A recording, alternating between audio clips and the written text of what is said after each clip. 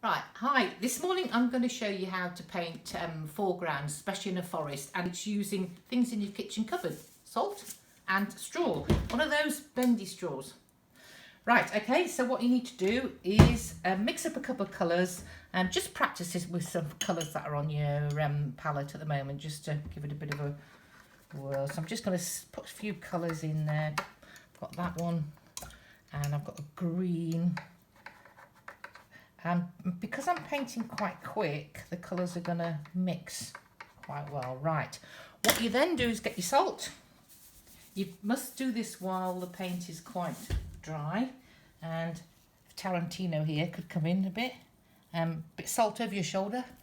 Right, then get your straw, and this is when you hold it on a slant. So I'm just going to put a bit of, it's quite important to have a raggy top, you see, otherwise there's too much tension. So I'm just topping up a bit. Right, okay, so I've got to hold that. I'm going to put that there, and then I'm going to blow.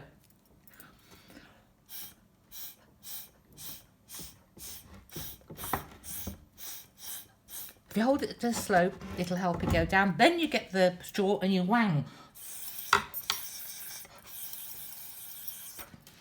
So you get something like that.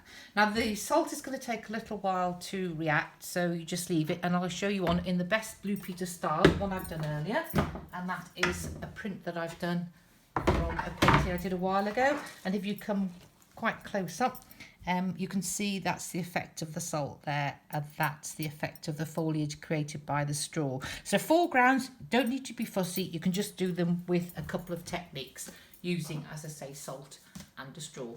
Thank you for watching.